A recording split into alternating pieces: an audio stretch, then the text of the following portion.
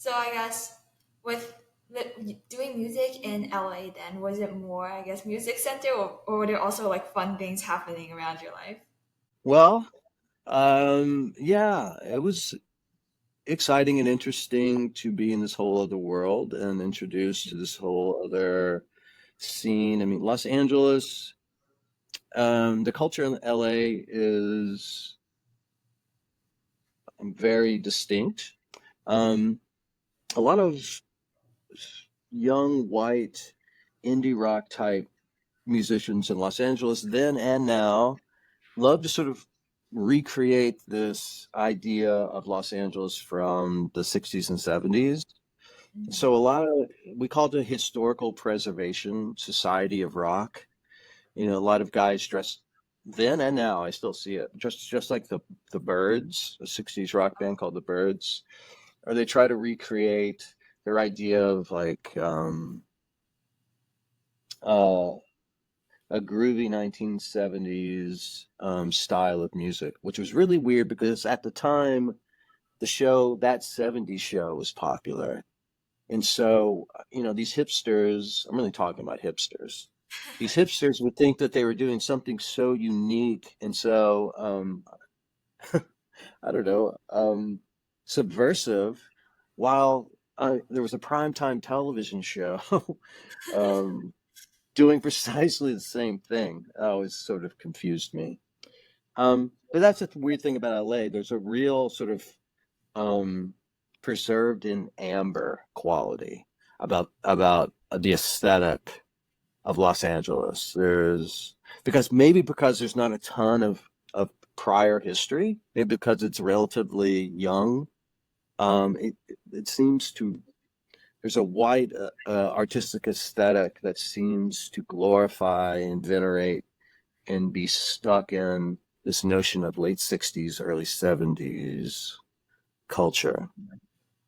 I can tell you that as an insider. Wow. Wow. So I guess which parts of your music career then were really similar to what you expected going into it? And maybe what are some things that your career involved that you didn't expect to be, part of what you were getting into? I didn't expect to fail so completely. I mean, I wrote, I have a green trunk in the garage full of recordings of all the songs I wrote. And, you know, sometimes a friend will say, how can you say you failed? You wrote all these amazing songs. You did this, you did that. And I always say it's because I didn't reach any of my goals, or all of my goals anyway. Um, and that's something that I think is interesting and useful to hear for young people who are ambitious. Um, it's great to have big dreams and big goals and really incredibly and unreasonably specific goals. Like mine is to be a successful singer-songwriter on the level of like a T-Rex, right? Or a David Bowie, to reach that level of success, which is absurd and insane. And I'm going to sound crazy even saying that out loud. It's embarrassing. But that was really what I was going for. And um, it got me to Los Angeles. I met so many people. I fell in love. I've close relationships with all kinds of people to this day. And those are all the things I got and I accomplished, even though I didn't accomplish my ultimate goal. Um, and Quincy Jones, I heard him once say, dream as big as possible. And if you accomplish 20% of your goal, you are doing unbelievably well. And I think that's a great philosophy. There are other people like I'm a poor kid from Hot Springs, Arkansas, with a stepdad, etc. Precisely like Bill Clinton. He's from the same town, the same economic background with the stepdad, and he had a specific goal to become president, and he actually did it. And so it's funny.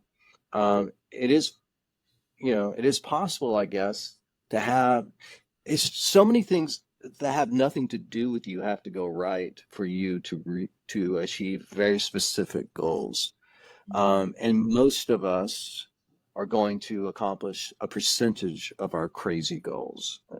Realize just a percentage of our crazy dreams Um, I don't know, and I don't think that it would have been good for me to have accomplished my goal. I don't think I was ready mentally or spiritually or emotionally. I don't think I could have handled it. In fact, I'm certain I could not have handled it. Um, and so I think in that sense, that's probably why I didn't get it. But in that sense, it's all right. It's all right in every sense. But I was kind of a kid who was used to things coming easily too. I, you know, um, and I had never failed in such a spectacular way before. And I was useful and humiliating and helpful and all that rolled into one. So I've seen people achieve wild success in music, who I used to play shows with and hang out with every night. Mm-hmm. Um, and that's something also that you're going to go through in life is seeing your peers do better than you, and then you'll do better than your peers, and then they'll do better than you. It'll go back and forth, and you just have to learn not to compare yourself to anyone else. You're only you're on your own journey. No one else is on your journey but you. Mm-hmm. And yeah, so when I finally accepted that failure after 10 years of knocking around LA and playing music and releasing a lot of albums and having a lot of fun. But the money was running out, and I needed to come up with a way to survive financially. Um, and, I had always had in the back of my mind, well, I write these poems on the side. I don't really do anything with them. Maybe I should pursue that. And the woman I was dating at the time, when I was sort of stopping my music career, said, "Look at this. I think you would really like this." And it was a copy of the Nation magazine called The Nation. Uh-huh. And in the front of The Nation, they often have excerpts from books or something being released, something they find interesting, fun, usually pretty funny, but some compelling excerpt from something being released in some way, or some quote from a courtroom transcript or something. Well, this time it was excerpts from a book that had just been released called Letters to Wendy's. And I thought of them as prose poems. They Yeah. were actually written in the form of letters to Wendy, the Wendy from the restaurant, the woman, the girl Oh, with the pigtails on the sign. yeah. Um, Back then, you used to be able to pick up a yellow comment card, fill out your comment, and then mail it into corporate headquarters. And so this Oh. was a collection of poems written in the form of letters to Wendy's. And they were so good and so disturbing and so funny and so inspiring, that I contacted the author, and I found out that the author uh, was a poet who taught at UC Davis, and I sent him some of my poems, and he liked them. And it was sort of like Miller Williams. We struck up a correspondence relationship, even though it was via email now. Mm. Um, Email came in while I was at Yale. That was when email really got going. Oh. Um, and so now I'm emailing, and he said, if you want to apply to UC Davis, I'd highly encourage it. And so it's in Davis, California. It wasn't that far away from Los Angeles. I mean, it was a few hours drive, but it was, it wasn't like I was going to be moving to University of Alaska or whatever. And so it didn't sound too daunting. It's a 2-year program, and I applied and got in. And I'm having this close relationship with this poet who had inspired me to get back into it. And within a week, he's sleeping on my couch, and we're we're hanging out all the time. We're going to monster truck rallies together. So I was lucky in that sense. I got to have a really close relationship. We started a band together actually while I Really? was there. Um, called the House Crackers. Um, and yeah, so that was really great. His name's Joe Winterroth, and still very close to this day. But after that, while I was at UC Davis, I took literature seminars with the PhD students who were, getting PhDs. I was getting MFA. Um, and my interests I've always been a Shakespeare, how to say it, enthusiast. Mm. Um, and there's, and UC Davis has great professors, and I took classes in the Renaissance literature there, and because I was required to write seminar papers, you write a 20-page essay at the end of your seminar when you're getting a PhD. I had something, I had material to send into UCLA when I applied. When that 2 years of my MFA ended, I applied to UCLA to get a PhD in Renaissance literature, and miraculously got in. And then now I'm back in Los Angeles, but this time I'm getting a PhD and also doing other. I'm still playing a little music here and there. Still got my still involved. I was still involved with music a little bit. But when I was at UC Davis, I met this fiction student named Lauren. Um, I made a pass at her. She turned me down. I tried again, and she said okay, and we went on a date and fell in love. And so the year in 2009 was when I started UCLA. That's also when I got married to Lauren. Wow. Now that story, I have a story about the wedding. If you feel like Oh you can yeah, take yeah. Let's hear it. you can take my rambling a little more. Um, so I was working while I was at UC Davis to get extra money. I worked at a winery because it's near Napa, um, just over the hill from Napa. But I got a job that was closer on the UC Davis side of the hill in a little town called Esparto. But it had this huge, big winery, vineyards that stretched for miles. I saw an ad, maybe it was on Craigslist, for they needed someone to come in and work, to haul things around, to be to work in the tasting room as a wine pourer, to serve food, whatever they wanted. And so I went in, and the boss, she was a woman named Liz, looked me up and down and said, "You look strong enough to carry stuff, so you're hired." And so I started working at this winery. It went really well. They liked me, I liked them. I worked a lot of weddings. It was such a beautiful place. They had weddings there. Yeah. So when Lauren and I got engaged, we were looking around, and I at venues thinking of where we're going to do this.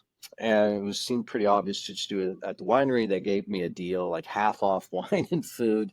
I was trying to cut costs. I had no dough, and I didn't want to saddle Lauren's dad with some big bill. And so we decided to have the tasting room. Furthermore, I decided, look, I've got a PA system from my music days. I've got all this equipment. Why don't I just run the sound? I'll put the PA system up for the ceremony. Now we're going to have the ceremony on this hill, beautiful hill overlooking the tasting room. Very steep, very nice little hill. We kept a wedding altar up there for this purpose. So on the day of the ceremony, about an hour to go, actually. I drive my car to 1998 taupe Toyota Camry, Toyota Camry, with a spoiler on the back, so it's pretty sporty. So I have all the equipment. I've got my wedding suit. I've got an electric generator completely full of gasoline. I've got all the musicians who are going to play at the ceremony's instruments, and I've got my friend Matt. And we drive up on this hill, and we have these huge PA speakers, everything in the trunk. So we open the trunk, and we take out one speaker, okay, and then we take out another speaker, and we look up and we notice that the Camry, the car, is now rolling, and it's rolling in the toward the edge of the hill, Oh, toward the tasting room, which is now the parking lot of which is now filling with people arriving for the ceremony. And so oh, we drop everything and we grab the bumper, the back bumper of the Camry. We oh, dig our heels into the dirt and we're trying to stop the Camry. The Camry is full of everything I just told you and more, things I don't oh, really remember. The Camry does not stop rolling. And so we're being carried down the hill a little bit with it. And my friend Matt looks me in the eyes and he goes, "Let it go, man. It's gone." And uh, dramatic moments like that are always very effective with me. So I honored the moment and let go. And the car, it would have carried us down. We weren't going to stop that car. The car went down the hill, gathering speed, slammed into a very old, very tall olive tree, split the tree in two, and did a no. somersault. The car did a somersault over the olive tree and landed in an open parking space in front of the tasting room, in between two cars that were parked. And Whoa. one of the cars was a minivan, um, where a father was changing his child's diaper at the time. Mhm. He happens to be an actor named Henry Thomas who played Elliot in E.T. So Elliot is there changing his child's diaper. Um, Luckily, my car did not land on that legend of American cinema, and did not land in that hurt anyone. But because no one could see me, everyone thought I just crashed. I was in my car that had just come down the hill, and Oh, that I was inside. So I'm running down the hill, waving my arms frantically, oh, my cut off T-shirt, and I'm all right, I'm all right. Everyone runs out of the tasting room, panicked that I'm inside. My wife is my bride to be. My What point is it just bride? I don't know, but Lauren is putting on her wedding gown and doing her makeup and getting ready at the time. She doesn't hear the crash. She doesn't know about it, but her whole family, all the guests do. So she says her dad walked into the room where she was putting on her gown and finishing up her makeup, and his face was all the blood had drained from his face. He was ashen, and this is how he looked when he beheld her. She thought that he was just amazed and shocked at how beautiful she was in her wedding dress, and oh, that this is how fathers look at their daughters when they're about to be married. So she went like, "Oh, it's okay, Dad," and he was like, "He's like, you didn't hear? You don't know?" She said, "What?" He said, "Oh, you don't know." And then she told him, but the Jason seems to be all right. Everybody was all right, but it was quite a shock. I ran down the hill. I sort of worked my arm through the broken glass, pulled out my wedding suit, which was still in the dry cleaning wrapping. Not a wrinkle. Everything's fine. wow. The full of gas generator was sitting Uh-huh. there. It did not explode. I mean, that would have been the real danger if it exploded. Anyway, so that's the story of my wedding. Everything came off without a hitch. Um, That that is Everything was fine. crazy. Yeah. Anyway, so that's a good story. We got married, and I got the PhD. I started publishing along the way. I started publishing books of poems and a lot of essays and a lot of journals. And I graduated in 2017 and started at Stanford Online High School as a part-time English instructor of that year. Wow, cool, cool. And here So we I are today.